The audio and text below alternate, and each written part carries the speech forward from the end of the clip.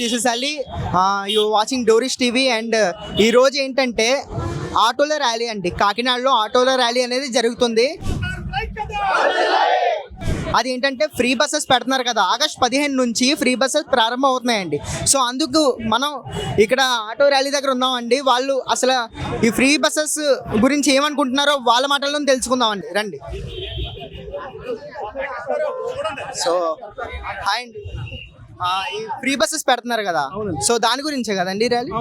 So వాటి గురించి మీరు ఏమనుకుంటున్నారు అసలు? మరి ఉచిత బస్సులు అయితే మాత్రం స్త్రీ శక్తిని పథకం పేరు పెట్టారు, చాలా సంతోషం, దాన్ని మేము ఆహ్వానిస్తున్నాం. కాకపోతే మా ఆటో డ్రైవర్ యొక్క జీవనాధారం పూర్తిగా దెబ్బతింటుందండి. ఎందుకంటే మహిళలు 70% వచ్చాక మహిళలే మాకు జీవనాధారం. అయితే ఈ రోజున ఈ పథకం పెట్టడం వల్ల మరి మహిళలకి ఈ ఉచిత బస్సు ఇవ్వడం సంతోషమే. అయితే మా జీవనాధారం పోతుంది. మొదటిగా మా జీవనాధారం ఏంటో, మా కోసం మా భవిష్యత్తు ఏంటో, మా కోసం ఎటువంటి ప్రణాళికలు సిద్ధం చేస్తారో గవర్నమెంట్ వారు అది ఇంతవరకు తెలియపరచలేదండి. అందుకని చెప్పి మేమందరం కూడా మరి ధర్నా చేస్తున్నామండి. దీని ద్వారా రాష్ట్ర ప్రభుత్వానికి మా యొక్క బాధని తెలియజేయని చెప్పి మా ఉద్దేశం అదండి.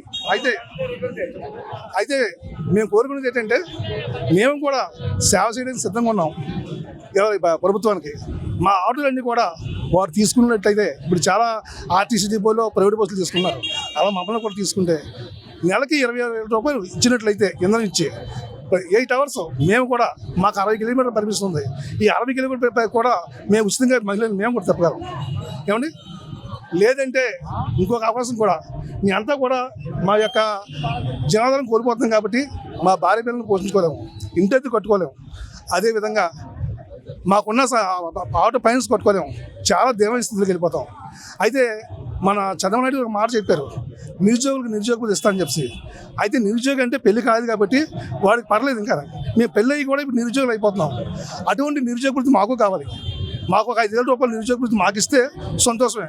ఎందుకంటే మాకు ఏది లేకపోతే ఎలాగా, నిరుద్యోగ వృత్తిలో 5,000 ఇవ్వాలి, లేదంటే మా ఆటోలైనా గవర్నమెంట్ తీసుకొని కాంట్రాక్ట్ తెప్పాలి. ఏమండి, దీని మీద మేము ప్రభుత్వం డిమాండ్ చేస్తున్నాం సార్. మా ప్రభుత్వం న్యాయం చేయాలని మేము కోరుకుంటున్నాం. Thank you. మీరేమనుకుంటున్నారు? ఈ ర్యాపిడో, ఓలా, ఊబర్ సంస్థలకి ఒక హెచ్చరిక చేస్తున్నాం ఈ మీటింగ్ ద్వారా. సార్, మీరు ప్రైవేట్ కంపెనీలు తీసుకొచ్చి మా చెమట పట్టుకొని మీరు ఏసీ రూముల్లో కూర్చుని మా చెమట అంతా తీసుకెళ్ళి మీరు ఆ డబ్బుని మీరు తీసుకుంటున్నారు. అలాగే మాకు అదైతే నచ్చలేదు.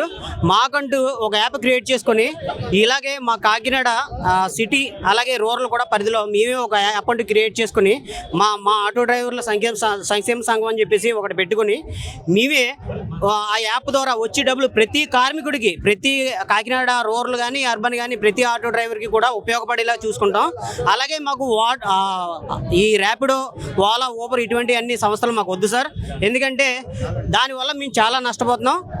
ఈ నష్టపోవడం అనేది ప్రతి కార్మికుడు కూడా రోజుకి ఒక ఆటో 14 రూపాయలు ఛార్జెస్ పడుతున్నాయండి. ఒక్కొక్క ఆటో కూడా ర్యాపిడో అన్నది 14 రూపాయలు ఛార్జెస్ తీసుకున్నారు. అంటే ఈ 14 రూపాయలు ఛార్జెస్ అంటే కాకినాడలో దగ్గర ఒక 6,000 ఆటో తిరుగుతుంది. ఈ 6,000 ఆటోలలో కనీసం ఎలా లేదన్నా లీస్ట్లో ఒక 2,000 ఆటోలు ఈ ర్యాపిడోకి తిరుగుతున్నాయి.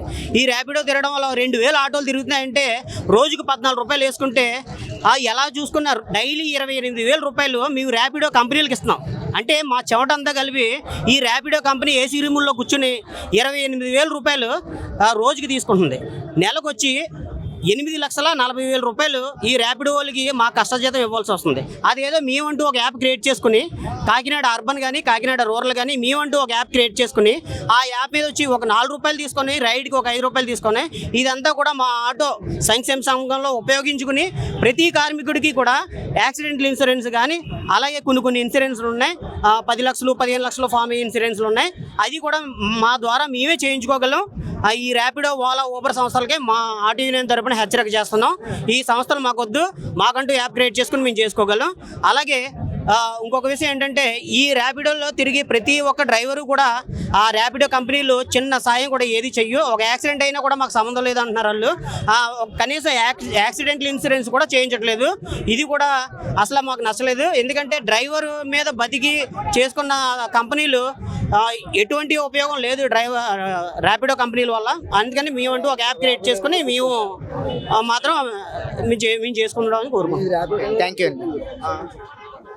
మీరు ప్రతి గంట కేంద్ర ప్రభుత్వానికి రాష్ట్ర ప్రభుత్వానికి ట్యాక్స్ చెల్లించే కార్మికుడు ఆటో డ్రైవర్.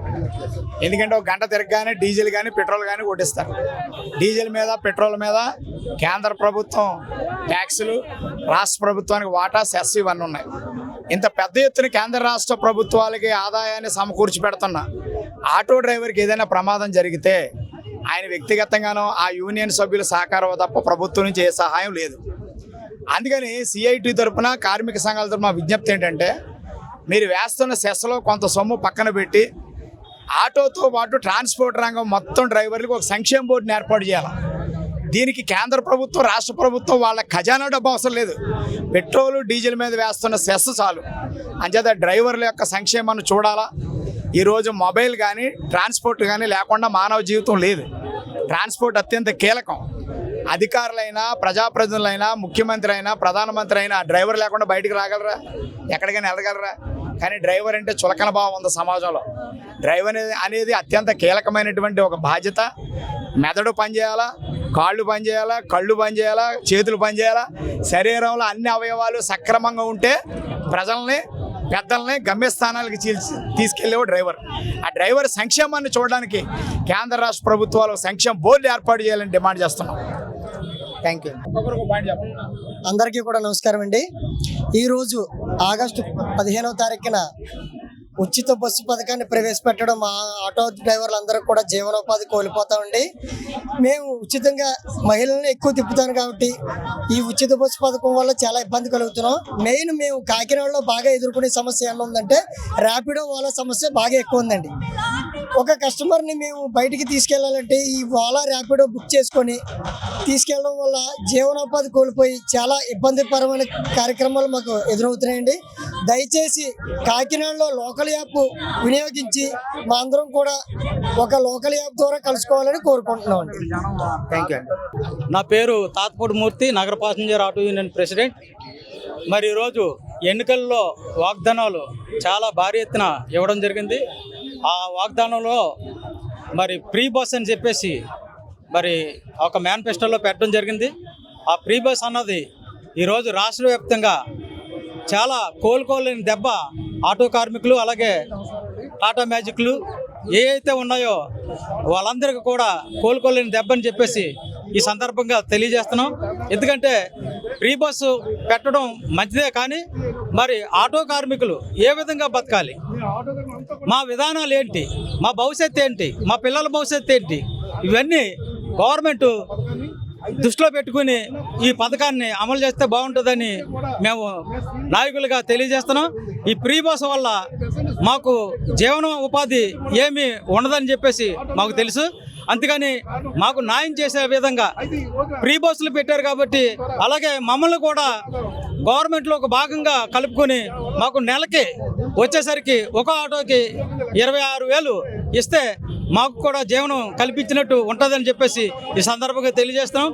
అదేవిధంగా మరి ట్రాన్స్పోర్ట్ రంగంలో ఉన్న ప్రతి ఒక్కరు కూడా ఈ రోజున చాలా ఇబ్బందులు పడుతున్నాం. ఫైనాన్షియల్ కట్టుకోలేకపోతున్నాం. అలాగే ఏమన్నా రిపేర్లు వస్తే రిపేర్లు చేయించుకునే స్తోమత కూడా మా దగ్గర లేకుండా పోయింది. మరి ఇది కూడా ఈ అవస్థలు పడుతున్న తరుణంలో మరి ఫ్రీ బస్ అన్నది మరి ఎలక్షన్ మేనిఫెస్టోలో పవన్ కళ్యాణ్ గారు మాట ఇచ్చారు. ఏమనంటే ఆటో కార్మికులు కానీ, క్యాబ్ డ్రైవర్లు కానీ ఎటువంటి హాని జరగకుండా మేము ఫాలోఅప్ చేస్తామని చెప్పేసి చెప్పడం జరిగింది. మరి అది దృష్టిలో పెట్టుకుని ఈరోజు పవన్ కళ్యాణ్ గారు, అలాగే చంద్రబాబు నాయుడు గారు ఆటో కార్మికులను దృష్టిలో పెట్టుకుని న్యాయం చేస్తారని ఈరోజు ఈ యొక్క నిరసన కార్యక్రమం నగర కమిటీ తరపు నుంచి, అలాగే ఒక 50 సంఘాల నుంచి మేము నిరసన కార్యక్రమం కలెక్టరేట్ దాకా, బాలచర్య దగ్గర నుంచి కలెక్టరేట్ వరకు నిరసన కార్యక్రమం చేపట్టడం జరిగింది.